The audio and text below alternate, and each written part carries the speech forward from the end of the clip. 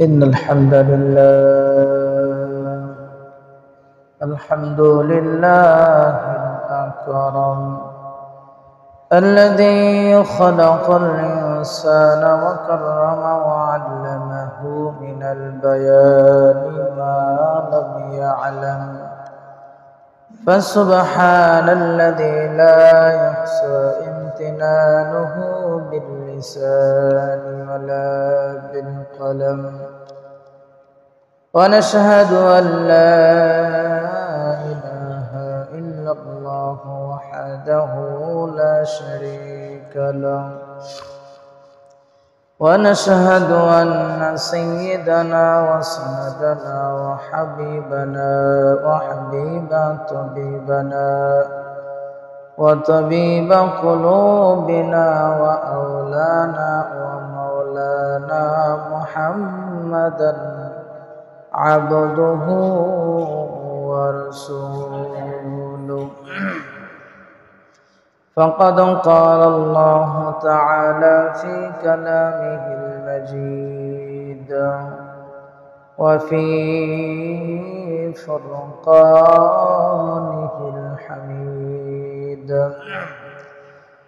আমরা সকলেই জবান খুলে পড়ব আউযু বিল্লাহি মিনাশ শাইতানির রাজীম বিসমিল্লাহির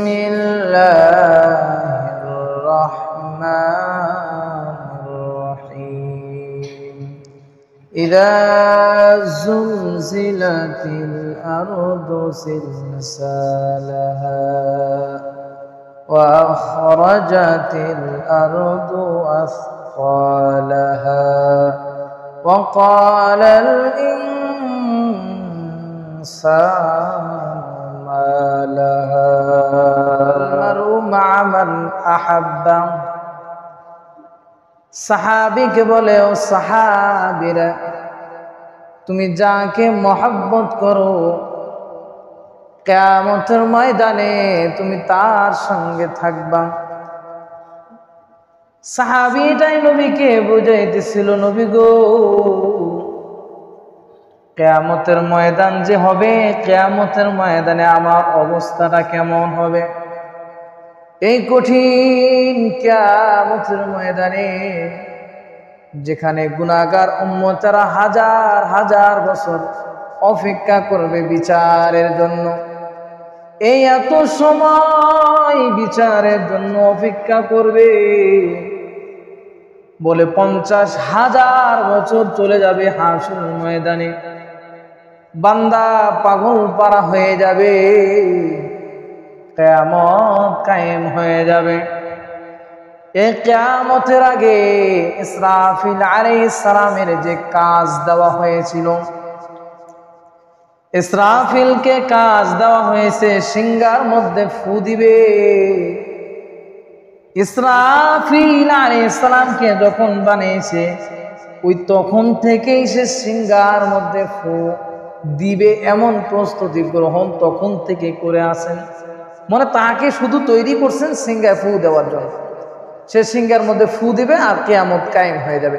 সে কিয়ামত পর্যন্ত যতক্ষণ পর্যন্ত আল্লাহর হুকুম হয় নাই ততক্ষণ পর্যন্ত ফেরেশতা ওইভাবেই থাকবে, এক চুল পরিমাণ লড়বে না। আল্লাহর হুকুম, ফেরেশতাকে আল্লাহর হুকুম দিয়েছেন যে তুমি ওইভাবে থাকবা, ওইভাবেই থাকবে কিয়ামত পর্যন্ত। সিংহার মধ্যে ফু দেওয়ার জন্য প্রস্তুতি গ্রহণ করবে। এই কিয়ামতে মানুষ হাজির হওয়ার আগে ইসরাফিল আলাইহিস সালাম সিংহার মধ্যে প্রথম যখন ফুৎকার দিবে,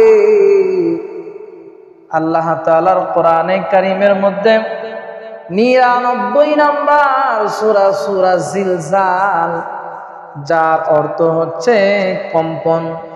এই সূরা জিলজালে আল্লাহ তাআলা বলতেছেন ইদা যুলজিলাতিল আরদু জিলজালাহা, পৃথিবী তখন কম্পনে কম্পিত হয়ে যাবে, কম্পন করা শুরু করে দেব। প্রথম যখন ফুৎকার দিবে বলে সারা পৃথিবী ফেটে ফেটে যাবে, বলে পাহাড়গুলা তুলার মতো উঠতে থাকবে, তুলার মতো উঠতে থাকবে। আমরা এখন দেখি তুলাগুলা উড়ায়, ফু দিলে বাতাস আসলে তখন তুলাগুলা উড়াউড়ি শুরু করে দেয়। ঠিক তেমনি ভাবে এই পাহাড়গুলো আজকে কোটি কোটি মিলিয়ন মিলিয়ন যে ওজন যে পাহাড়গুলার, এই পাহাড়গুলা যখন সিংহার মধ্যে ফু দিবেন তখন তুলার মতো উঠতে থাকবে। কিরকম ফুৎকার দিবেন, কিরকম আওয়াজ হবে, কতটুকু আওয়াজ হলে এই পৃথিবী ভেঙে যায় চিন্তা করছেন? সামান্য আল্লাহ তাআলা মাঝে মধ্যে ভূমিকম্প দেয়, কয়েক সেকেন্ড, 1 মিনিটও না, 2 মিনিটও না, কয়েক সেকেন্ডের যে ভূমিকম্প আল্লাহ তাআলা দেয়, পৃথিবী ফেটে ভেঙে চুরে, যদি খালি 1 মিনিট দেয় অথবা 2 মিনিট, পৃথিবী ভেঙে যাবে, পৃথিবী ফেটে যাবে, এই অট্টালিকা বড় বড় মিশে যাবে মাটির সাথে। আল্লাহ তাআলা মাঝে মধ্যে নমুনা দেখায় যে আমি ইজা জুলজিলাতিল আরদু জিলজালাহা, এই জমিনকে আমি জালজালা করে দিব, ভেঙে ফেলো। আল্লাহ তাআলা এটা ওই যে সূরা নাবার মধ্যে বলছিলাম যে মুশরিকরা নবীকে কিয়ামত সম্পর্কে সন্দেহ করতেছে, তাকে নবীকে জিজ্ঞাসা করতেছে যে কিয়ামত কি সত্যি হবে? নবীকে আল্লাহ তাআলা জানায় দেয়, নবীকেও আপনি জানায় দেন আপনার উম্মতদের কাছে, আমি কিয়ামত যখন কায়েম করে ফেলবো, সারা পৃথিবী ভেঙে ফেলবো। প্রথম ফুৎকার হবে ইসরাফিল আলাইহিস সালাম যখন 1 নাম্বার ফুৎকার দেবেন, সারা পৃথিবী ভেঙে চুরে সারকার হয়ে যাবে। দ্বিতীয় ফুৎকার, পৃথিবীর সমস্ত মানুষ মাখলুকাত সমস্তগুলো ধ্বংস হয়ে যাবে, ফেরেশতা পর্যন্ত থাকবে না, সমস্তগুলো ধ্বংস হয়ে যাবে। যিনি ইসরাফিল আলাইহিস সালাম যিনি ফু দেবেন, উনি সহ থাকবেন না। চিন্তা করেন কিরকম হতে পারে?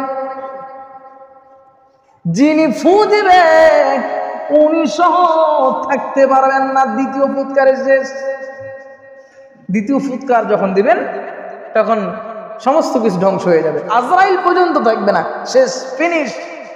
তখন আল্লাহ তাআলা বলবে, দুনিয়ায় কি কেউ আছো ক্ষমতাওয়ালা? পৃথিবীতে কেউ আছো কি ক্ষমতাওয়ালা?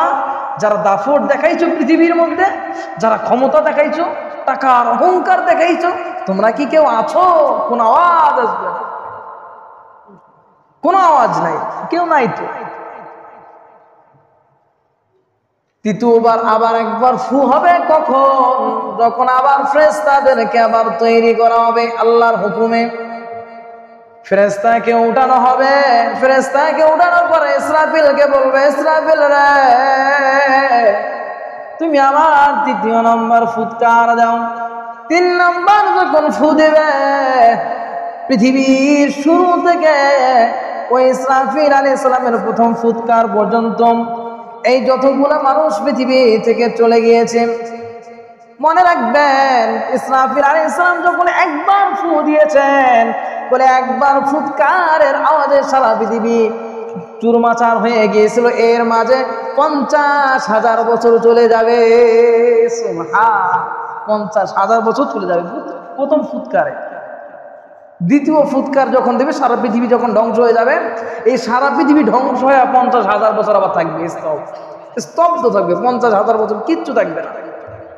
ঠিক 50,000 বছর আবার 3য় নাম্বার ফু দেওয়ার জন্য ইসরাফিলকে তৈরি করবে। ইসরাফিলকে তৈরি করার পরে ইসরাফিলকে বলবে, তুমি আবার সিংহে ফু দাও, 3 নাম্বার ফু। 3 নাম্বার যখন ফু দিবে, আদম আলাইহিস সালাম থেকে ওই ইসরাফিল আলাইহিস সালামের প্রথম ফুৎকার পর্যন্ত যতগুলো মানুষ মারা গিয়েছে, সমস্ত মানুষগুলো উঠতে থাকবে, এক এক করে উঠতে থাকবে। সেই দিন ফুৎকারটা দিবেন, যেই দিন ফু দিবেন, এই দিন, এই সময়টা থাকবে জুমার দিন, এই দিনটা থাকবে জুমার দিন, এই সময়টা থাকবে শবে সাদেক। যখন ফজরের আজান হয়, এই ঠিক ওই সময় ফু দেওয়া হবে সিংহের মধ্যে। ঠিক ফজরের সময় সিংহের মধ্যে ফু দেওয়া হবে, হাওয়া থাকবে, বাতাস থাকবে নরম, সুন্দর একটা আবহাওয়া থাকবে। এই সুন্দর আবহাওয়ার মধ্যে ফজরের সময় সিংহের মধ্যে ফু দেওয়া হবে। ঠিক ওই সময় যখন ফু দেওয়া হবে, পৃথিবীর মানুষ যখন কবর থেকে উঠতে থাকবে, কিন্তু জান্নাতীরা উঠবে না। জাহান্নামী যারা আছে তারা উঠতে থাকবে আর চিৎকার করতে থাকবে, হায় হুতাশ করতে থাকবে। আর যারা জান্নাতি হবে এদের জন্য একটা স্পেশাল গাড়ি আসবে, তাদের জন্য কিছু বহন আসবে, ফেরেশতারা আসবে, তাদেরকে ডাক দিবে, দিয়ে বলবে জান্নাতীরা আহলান সাহলান তোমরা উঠে যাও। সুবহানাল্লাহ। তাহলে জান্নাতীদেরকে বলবে তোমরা উঠে যাও। তখন জান্নাতি বলবে এ মাত্র ঘুমাইলাম, তুমি আমার ঘুমটা নষ্ট করতেছো কেন? সুবহানাল্লাহ বলবেন না? কত হাজার বছর চলে গেছে, খেয়াল নাই? কত হাজার বছর চলে গেছে, খেয়াল নাই? জান্নাতীদেরকে জান্নাতি হুরেরা আসবে, এসে বলবে তুমি উঠে যাও। উঠার পরে তাকে জান্নাতি পোশাক পরানো হবে, পোশাক পরায় বলবে যে তাড়াতাড়ি চলেন, তাড়াতাড়ি চলেন। কেন? সূর্য উঠলে আর ডুববে না। যখন সূর্য উঠে যাবে তখন সারা পৃথিবীর যে হাসরের ময়দানটা থাকবে গরমে তাপে তামা হয়ে যাবে। এজন্য সূর্য উঠার আগে আগে জান্নাতীগুলারে নিয়ে যাবে। জান্নাতীগুলা আল্লাহ তাআলার আরশের ছায়ার নিচে যা স্থান করবে। তারপর যখন সূর্যটা উঠে যাবে সারা পৃথিবীর দাউ দাউ করে আগুন জ্বলে যাবে।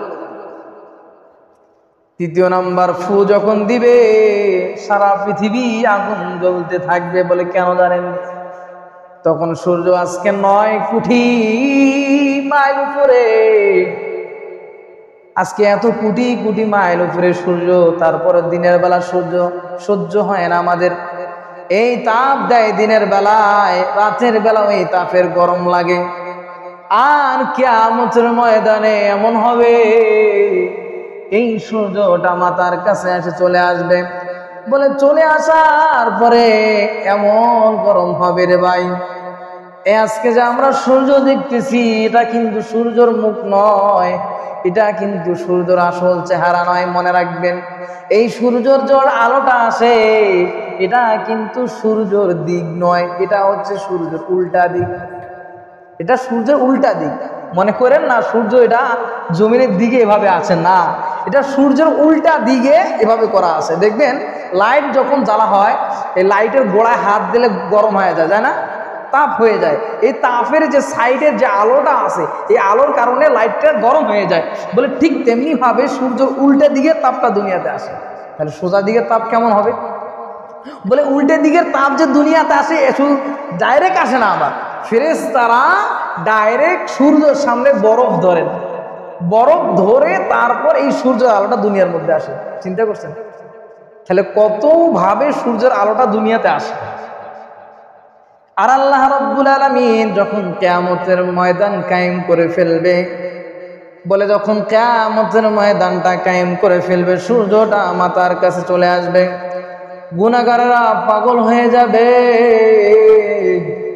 সারা পৃথিবী দাউ দাউ করে আগুন জ্বলবে।